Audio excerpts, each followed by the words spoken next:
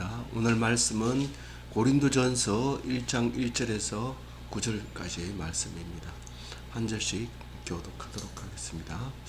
하나님의 뜻을 따라 그리스도 예수의 사도로 부르심을 받은 바울과 형제 소스데네는 고린도에 있는 하나님의 교회 곧 그리스도 예수 안에서 거룩하여지고 성도라 부르심을 받은 자들과 또 각처에서 우리의 주 곧 그들과 우리 주 대신 예수 그리스도의 이름을 부르는 모든 자들에게 하나님 우리 아버지와 주 예수 그리스도로부터 은혜와 평강이 있기를 원하노라. 그리스도 예수 안에서 너희에게 주신 하나님의 은혜로 말미암아 내가 너희를 위하여 항상 하나님께 감사하노니 이는 너희가 그 안에서 모든 일 곧 모든 언변과 모든 지식의 풍족함으로 그리스도의 증거가 너희 중에 견고하게 되어 너희가 모든 은사의 부족함이 없이 우리 주 예수 그리스도의 나타내심을 기다림이라. 주께서 너희를 우리 주 예수 그리스도의 날에 책망할 것이 없는 자로 끝까지 견고하게 하시리라. 너희를 불러 그의 아들 예수 그리스도 우리 주와 더불어 교제하게 하시는 하나님은 미쁘시도다. 아멘.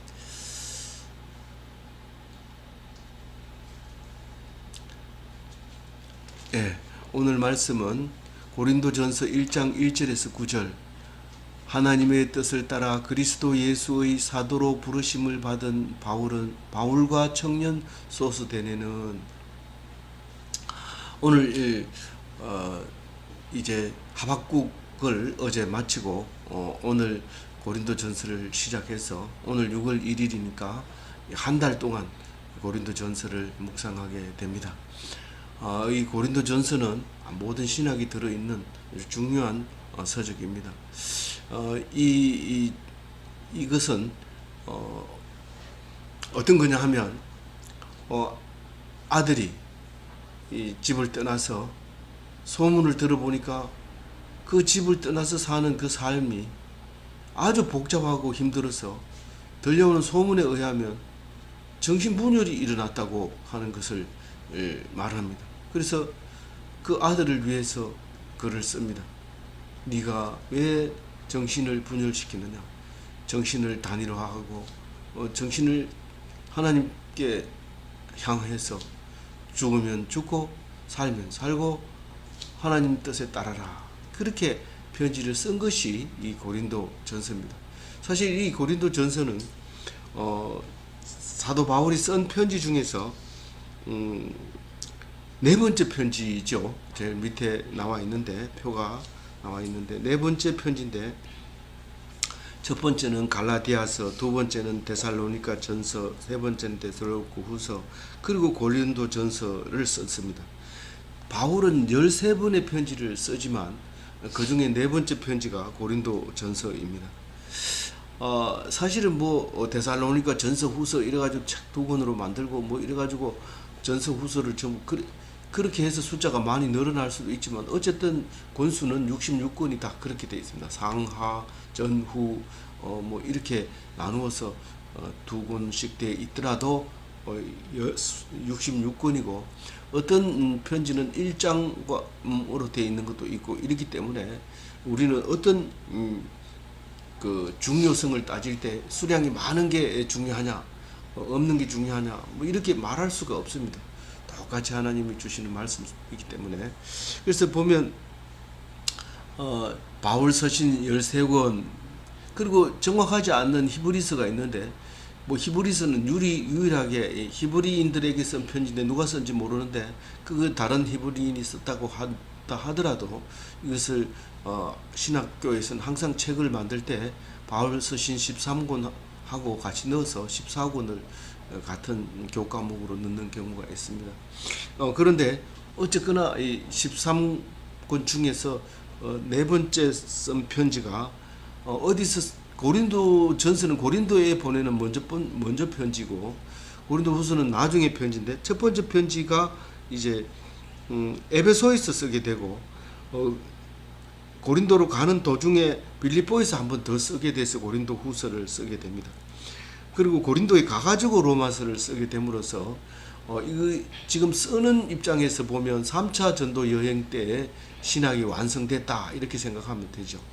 근데 이 고린도를 언제 알았느냐? 2차 전도 여행 때 알게 되죠. 고린도를 알게 되고 전도해 놓고 3차 전도 여행에 가면서 고린도를 당해서 쓴 편지죠. 그 이야기가 이제 제일 밑에 표가 있고 2차 전도 여행의 이 코스가 그 위에 그림으로 그려져 있습니다. 2차 전도 여행 때는 아덴을 지나서 고린도에서 한 3년 반 정도 있을 때에 1년 반 정도인가요? 하여튼 잠시 머무르는 동안에 상당한 교회가 이제 정립이 됩니다. 그래서 사실은 예수 그리스도께서 오셔서 말씀에 입각해서 이 땅에 오셨지만 사실 사도 바울이 이 기독교를 완성했다고 볼 수 있죠. 그래서 하나님은 예수 그리스도는 뿌리고 우리는 거두었다 이렇게 말할 수 있는 이 사도 바울인데 제사로 말하면 나는 관제다.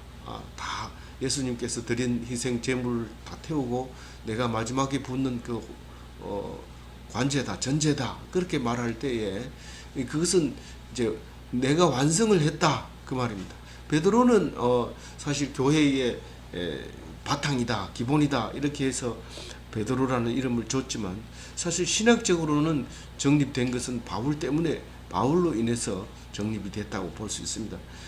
신앙적으로는 항상 예수님의 수제자 역할을 한 베드로지만 그 베드로를 기본으로 해서 이제 신학이 정립되는 바울입니다. 그래서 바울 신학이라고 제목을 따로 붙여서 이제 공부하기도 합니다만은 어쨌든 하도 바울 얘기, 바울의 일을 따라 하다 보니까 바울을 바울교라고 한 때가 있었습니다. 그렇게 말할 때가 있었지만 그러나 이 바울은 100% 예수 그리스도의 부르심을 받았고 100% 예수 그리스도의 부활하심으로 말미암아 만들어진 교회이기 때문에 바울교라고 말할지라도 그것은 예수교죠. 다시 말해서 우리가 이단이 박태선 장로교다 할 때 박태선이 한 거지만은 그러나 예수 그리스도의 말씀을 기준으로 해서 만들어졌다는 거죠.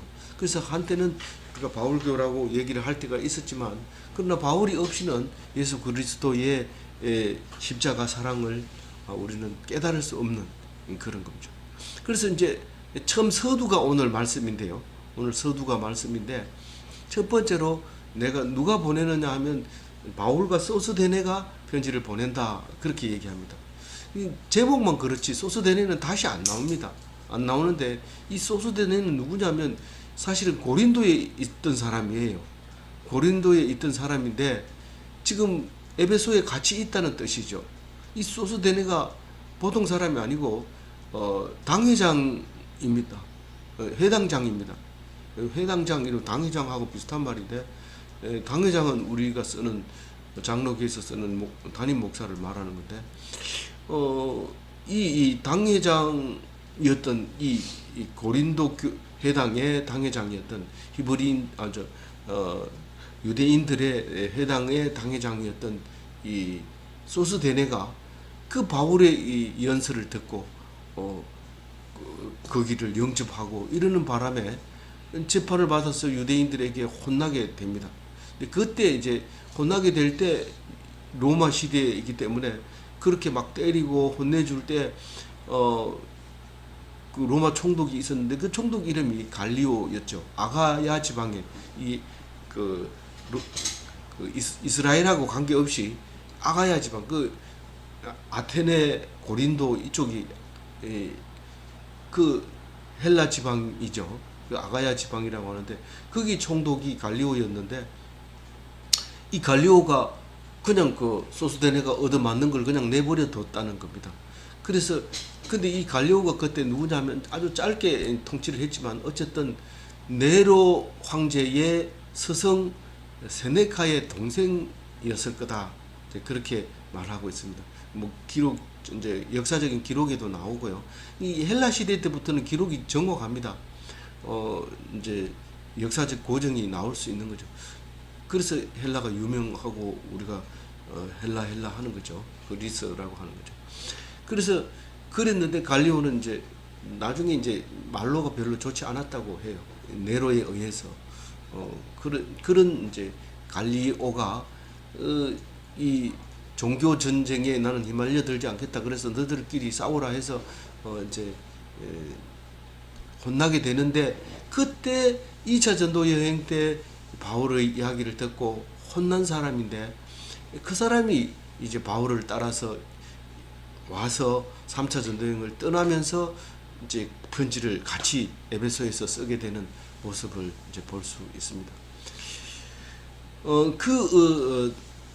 그리고 2절에 보면 고린도에 있는 하나님의 교회 곧 그리스도 예수 안에서 거룩하여지고 성도라 부르심을 받은 자들과 또 각처에서 우리의 주 곧 그들과 우리의 주 대신 예수 그리스도의 이름을 부르는 모든 자들에게, 이렇게 말하는 데 이건 뭐 다른 얘기 아닙니다. 고린도 교회에 있는 고린도 교회에다가 이제 편지를 쓴다는 뜻인데, 그 말 뜻은 뭐냐면 너희 교회는 하나님의 교회다. 뭐 개별적인 누가 지은 교회다. 어느 목사님이 소유로 돼 있는 교회다. 또 어느 장로가 소유로 돼 있는 교회다. 이런 교회가 아니라 하나님의 교회다. 다른 말로 말해서 성소다. 이제 이렇게 얘기를 하고 있는 거죠. 성소는 구약에서 성막, 성전 이렇게 불러지지만 사실은 그게 성도들이라는 말을 지금 하고 있는 것입니다. 그래서 오늘 2절 말씀을 중심으로 잡았는데요. 우리가 교회라는 겁니다. 그래서 이 말씀을 알고 나면 코로나19 때문에 교회 못 가서 신앙생활 못했어요. 그런 건 거짓말이고 말이 안 되는 거죠. 신앙생활은 내가 하는 것이지, 교회 가가지고 성전 안에서 건물 속에서 사람들을 만나는 게 그게 교회가 아니라고 지금 얘기하고 있는데, 사실은 그걸 아니라고 해서 부정한다는 뜻은 아닙니다. 무슨 말이냐면 교회는, 교회를 가면 우리 하나님이고 교회를 안 가면 나의 하나님입니다. 다시 말해서 나의 하나님이 되려면 적어도 다윗처럼 왕이 된다든가 모든 이야기를 상담할 수도 없는 그런 독자적인 하나님의 그거를 준다면, 그러니까 뭐 예를 들면 무슨 기름 부음을 받았다든가 뭐 이렇게 돼 있는 그럴 경우에는, 선지자라든가 이럴 경우에는 나의 하나님으로 기도하면서 성전으로 안 가도 되지만 그 이외의 사람들은 모여야 됩니다. 그래서 우리의 하나님을 믿어야 되는데, 그렇지만 그러나 이 사도 바울은 성도들에게 보내면서 교회에게 보냈다고 합니다. 그러니까 우리의 하나님은 교회가 있어야 돼요. 모여야 돼요. 그러니까 공동체가 있어야 되는 거예요. 공동체 없는 개별적인 교회는 사실 만들 수가 없죠. 그런데 다윗은 그것을 하나님을 섬기는 왕으로서 신학을 정립해서 우리에게 주셨는데, 그게 예수 그리스도가 오심의 원초적인 것이 되었고, 그로 말미암아 기독교가 탄생하게 되는 것을 오늘 볼 수 있는데, 그래서 2절 말씀을 꼭 기억하면서 우리가 코로나 때문에 신앙이 달라져서는 안 되고 오히려 더 큰 은혜가 되게 되어지는데, 그것이 내가 하나님과 하나가 되면 우리 모두가 하나가 된다. 그게 교회다, 공동체다. 그 얘기를 하는 거죠. 내가 우리 하나가 되자 이러고 같이 밥 먹는다고 해서 하나가 되는 게 아니고, 내가 하나님 앞에 하나가 되고 하나님과 하나가 되고 너가 하나님 앞에 하나가 되면 우리는 우리의 하나님이 되는 것이고 우리의 공동체가 교회가 되는 것이다. 그 말을 2절에 하고 있는데, 그 말씀을 기억해 주시면 되겠습니다. 이제 그런 면에서 보면 교회라고 하는 것은, 성도들이라고 하는 것은 누구를 성도라고 말하느냐? 그리스도 예수의 사도로 부르심을 받은 자들. 교회 다니면서 나는 그냥 열심히 일하다가 주일날 갈 데 없으니까 교회 간다. 주일날 교회 안 가니까 자꾸 놀러 다녀야 되고 돈 많이 써야 되고 그러니까 교회 가는 게 제일이더라. 또 심지어는 술 끊는 사람은 술자석에 가서 술 먹으라 이러면 나는 교회 다닌다 이러면서 술을 이제 거절하는 경우도 있고, 여러 가지 이유가 있지만 그런 게 아니라 그렇게 다니는 교인 말고 사도로 부르심을 받은 자, 적어도 교회 나가면서 전도하고 교회 오면서 전도하고 또 앉으면 예배드리고 앉으면 교회 말씀 하나님 말씀하고 이런 게 사도입니다. 바울처럼 목숨 걸고 이렇게 안 하더라도 적어도 직장에 나오면 이 직장을 복음화해야 된다. 그런 기도를 하는 사람이 사도입니다.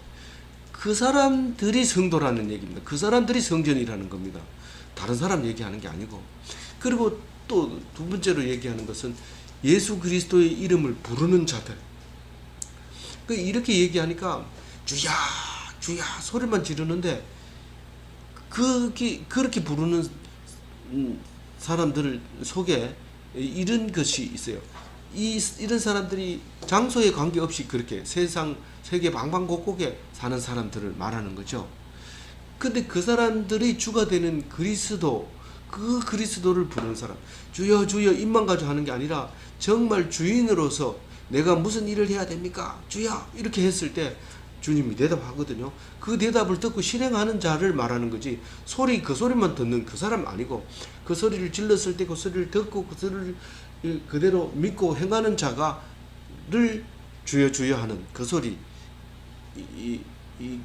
그게 성도고 그게 성전이다라고 말하는 거죠. 그러니까 주로 삼은, 주가 되시는, 우리의 주가 되시는. 근데 너하고 내하고 주님을 부르긴 부르는데 좀 다르다. 그러면 이 편지 받을 자격이 없는 거예요. 다르면 안 돼요. 하나가 돼야 돼.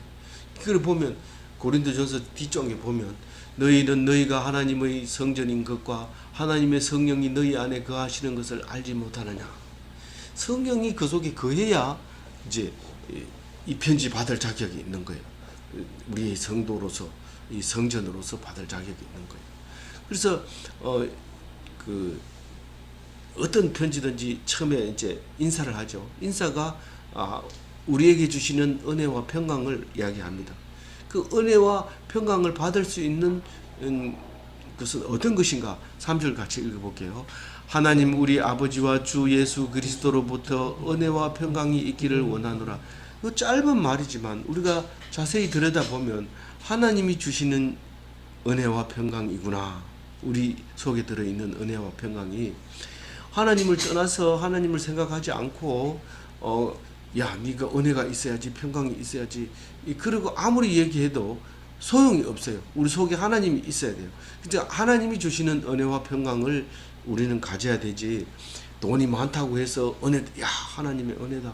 어떤 집사님은 이 밥 먹으러 자주 오는 식당 주인 집사님은 이 집사님은 참 은혜가 많아요. 생각만 하면 그 은혜죠. 은혜고 말고죠. 자기 집을 자주 찾아오는 그 교인이 은혜지만 그것은 하나님이 주시는 은혜가 됩니다. 그럼 교인이니까 은혜를 주는 게 아니라 하나님이 이렇게 우리 교회를, 우리 식당을 이쁘게 생각해 주시는 그 은혜에 감사합니다. 그럼 그 집사님 말이 옳다는 거예요? 틀린다는 말이에요? 그건 모르죠. 그렇게 얘기했을 때 그게 하나님 안에서 이루어진 거라면 진짜 그 소리를 듣는 사람도 은혜가 되는 거예요. 똑같은 말이라도 저렇게 하니까 너무 멋있다. 이렇게 말하게 되는 거죠. 그게고 평강도 마찬가지. 하나님께 대한 은혜가 바로 평강이나 마찬가지죠. 하나님 너무 감사합니다. 이런 마음이 편해져요. 하나님 주시는 거 요거 작은 거 주시지만 정말 감사합니다. 이러면서 마음이 불안한 사람은 없어요. 그런 사람. 그래서 은혜와 평강은 한 세트로 따라다니는 거예요. 그 우리 아버지가 주시는 것이에요. 아버지가 떡을 달라는데 돌을 주는 아버지가 어디 있어요? 물론 장난치면서 그런 게 있는데 아이는 그 정말로 생각하기 때문에 여기 교회 그런 아들이 교회 와가지고 아버지가 주시는 것이다 이러면 돌 생각이 나가지고 난 교회 안 다닐래요. 이렇게 할 수 있기 때문에 아버지는 아들에게 한마디를 얘기해도 조심스럽게 해야 돼요. 그게 아버지는 장난이지만 아들은 아주 힘들 수 있기 때문에 그래요. 그래서 그걸 모르는 서툰 아버지는요, 아들을 친구하려고 막 장난치는데 아들은 싫어해요. 딱 거절합니다. 아빠 그러지 마세요. 딱 그렇게 얘기합니다. 그 소리를, 하나님 목소리를 들어야 되는데 그걸 못 들으면 이제 부자지간에 문제가 생기는 거죠. 그래서 하나님 아버지가 주는 은혜와 평강, 그걸 말하고 있는 거예요. 주 예수 그리스도가 주시는 것, 그 아버지와, 우리 아버지와 주 예수 그리스도는 하나예요. 하나. 오해하면 안 돼요. 우리가 예수처럼 살라면서요. 그래 살아라. 그렇게 하는 게 기독교인이다. 그럼 하나님이지 않습니까? 아니, 말씀 그렇게 하는 거야. 그러니까 그 말씀을 똑바로 알아듣고 해. 그렇게 말하는 거죠. 그래서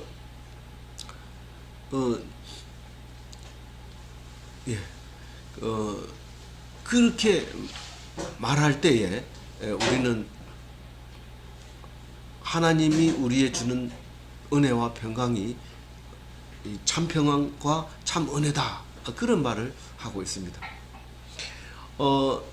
4절을 읽어보면요, 그리스도 예수 안에서 너희에게 주신 하나님의 은혜로 말미암아 내가 너희를 위하여 항상 하나님께 감사하노니, 그렇게 얘기를 합니다.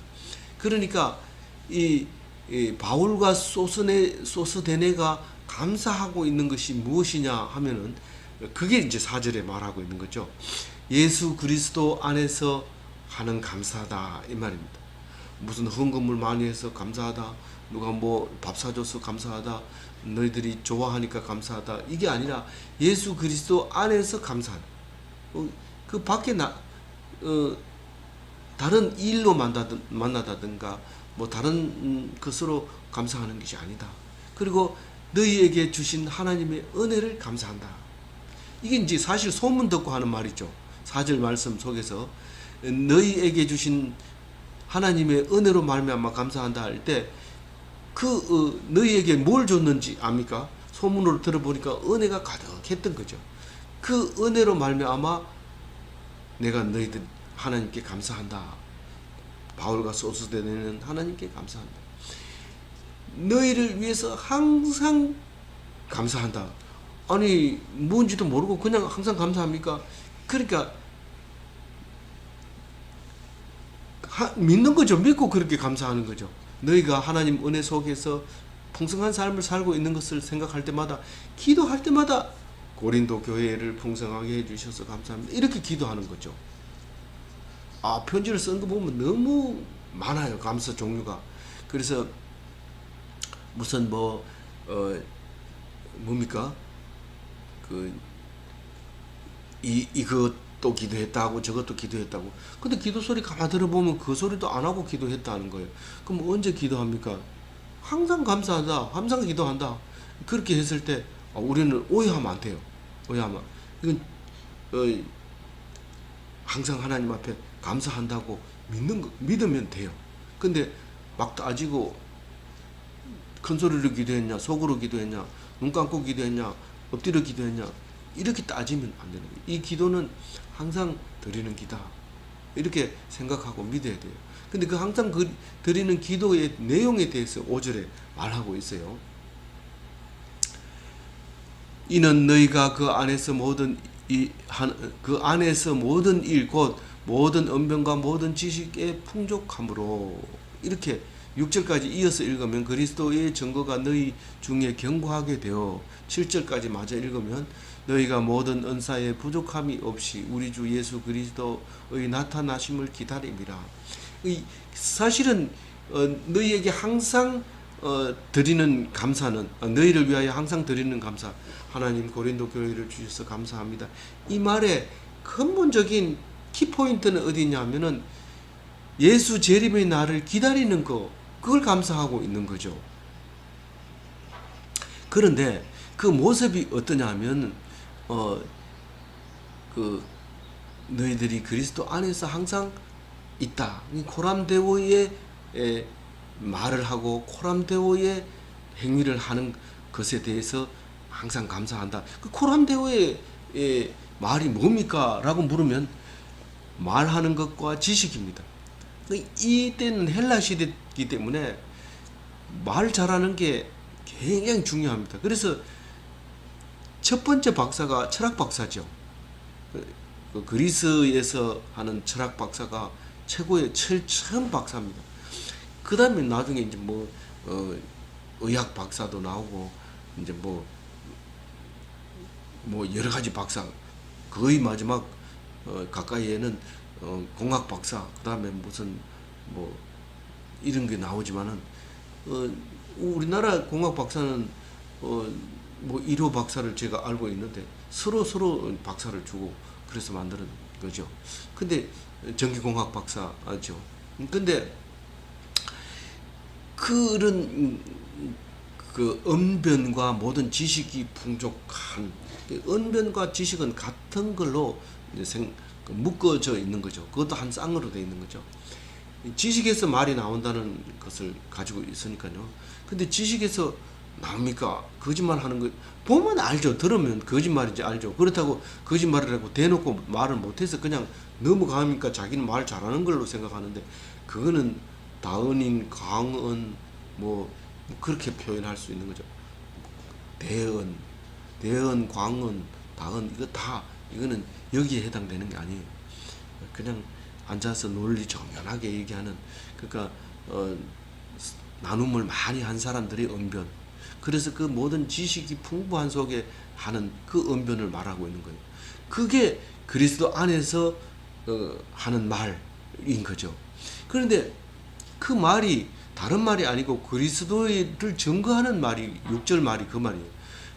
너희들이 말하는 게 그리스도를 증거하는 말이, 모든 지식 중에 가장 뛰어난 말이 그리스도를 증거하는 말이 가장 뛰어난 말입니다. 그걸 능가할 수 있는 말은 아무도 없습니다. 그리스도 속에 세상의 모든 뭐 공학도 들어있고 뭐 역사학도 들어있고 시도 들어있고 다 들어있어요. 그게 그리스도를 증거하는 지식인데 그게 아주 견고하게 됐다는 거예요. 그게 선교의 기틀을 잡았다는 거예요.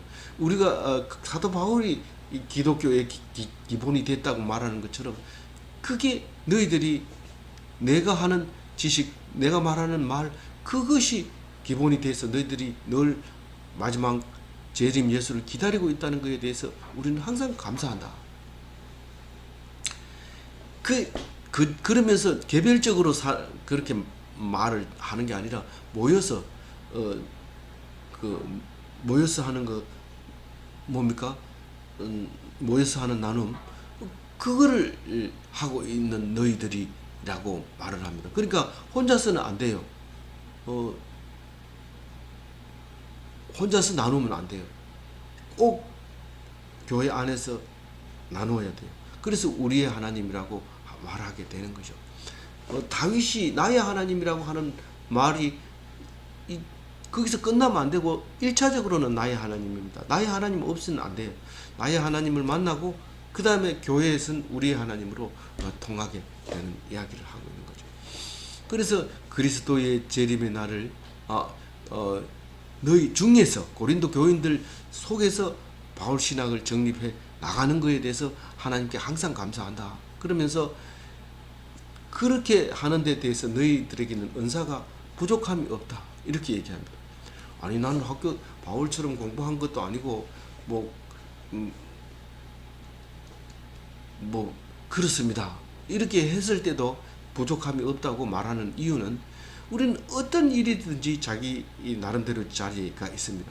유명한 목사가 설교하는 것과 내가 이제 처음 예수를 믿어서 자꾸 성경을 읽을 때마다 불교 경전이 생각나고 성경 말씀을 전할 때마다 불교에도 저런 말을 했다, 이런 생각이 자꾸 나와서 불교 생각 다니던 사람이, 이 절에 다니던 사람이 이 맨날 목탁 소리 두드리고 염불하던 소리를 듣던 사람들이 목사 설교를 들으면 아마 그거하고 비슷한 것처럼 자꾸 이렇게 대치되고 있어서 하나님의 은혜가 안 돼요.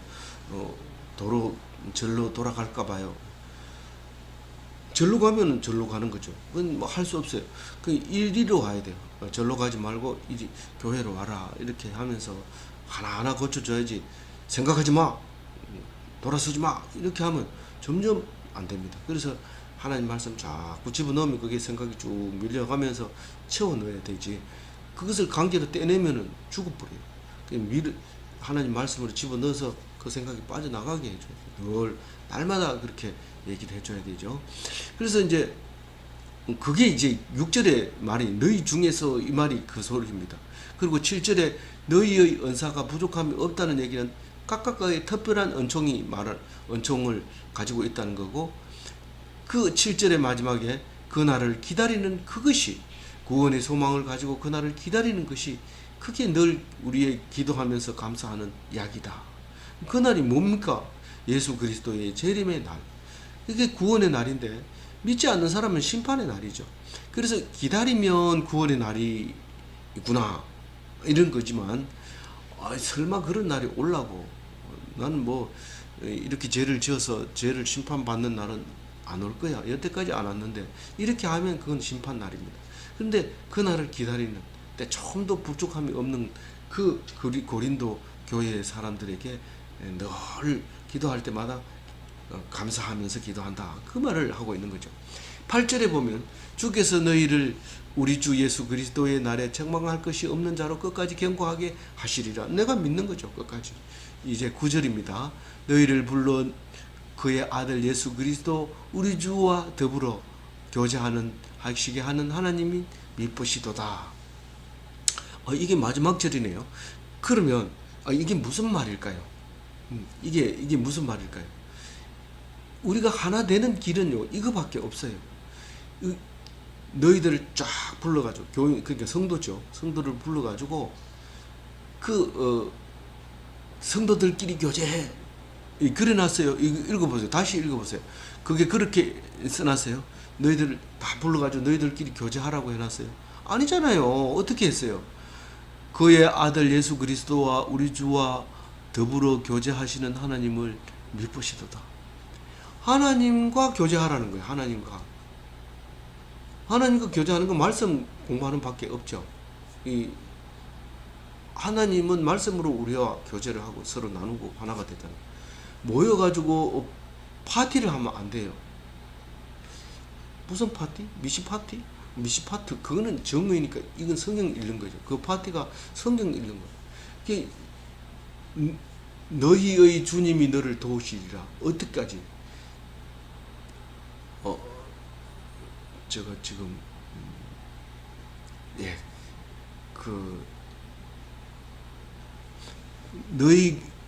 너희를 택하신 하나님,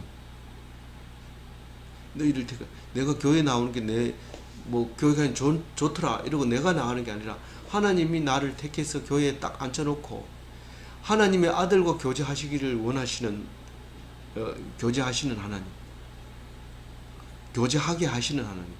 내가 하나님 아들, 그러니까 예수 그리스도와 교제하도록 하나님이 인도해 주시오. 나를 택해서 교회 갖다 놓고, 그리고 그리스도와 우리 주와 교제하게 하시는 하나님, 그리스도와 내가 교제하게 하는 그 하나님, 하게 하도록 하시는 하나님. 그렇게 했을 때 우리 성도가 하나가 되고 교제가 된 거예요. 꼭 그 사람하고 만나야 되는 게 아니라, 내가 하나님하고 만나면 그 사람 만나면 우리하고 교제하게 된 거나 마찬가지예요. 근데 그걸 안 하면 안 되는 거예요. 여기서 왜 진짜 하나님이 우리를 택해가지고 교회에 오게 하냐, 그리고 하나님과 교제하게 하냐? 그렇다. 어떻게? 미쁘시기 때문에. 이 9절 제가 다시 한번 읽을게요. 너희를 불러 그의 아들 예수 그리스도 우리 주와 더불어 교제하게 하시는 하나님은 미쁘시도다. 그러니까 미쁘시다는 것은 헬라어로 피스토스라는 말입니다. 그래서 신실한, 믿을만한, 하나님이 믿을만하기 때문에 우리는 그것을 믿으면 된다.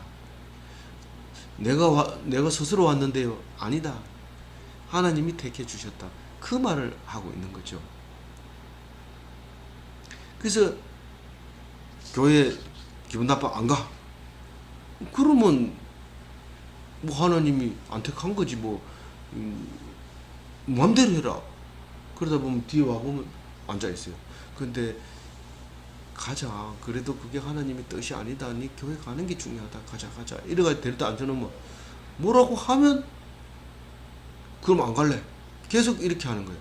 그렇게 하지 말고, 안 나온다 하거든. 그래, 그것은 네 마음대로 해라. 네 마음대로 하라 하지만 속으로 어떻게 해요? 하나님,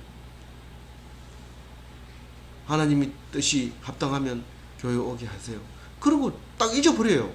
잊어버리다 보면 딱 교회 와가지고 씩씩 웃으면서 미안해, 내가 잘못했어, 이렇게 합니다.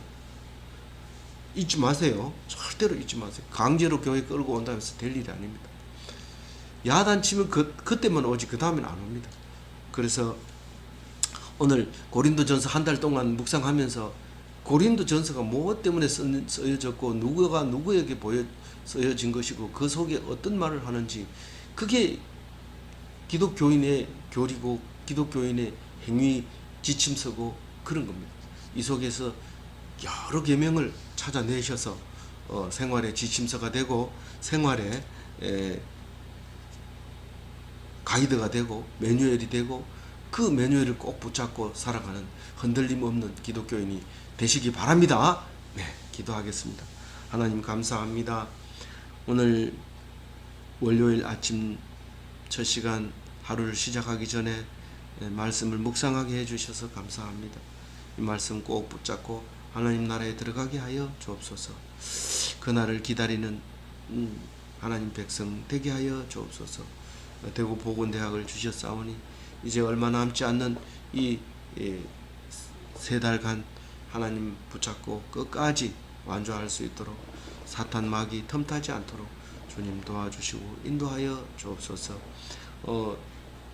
이 학교를 주님께서 지켜주시고 인도하신 것처럼 앞으로도 지켜주시고 인도하여 주실 줄 믿사옵고 감사하며 우리 주 예수 그리스도 이름으로 기도 올리옵나이다. 아멘.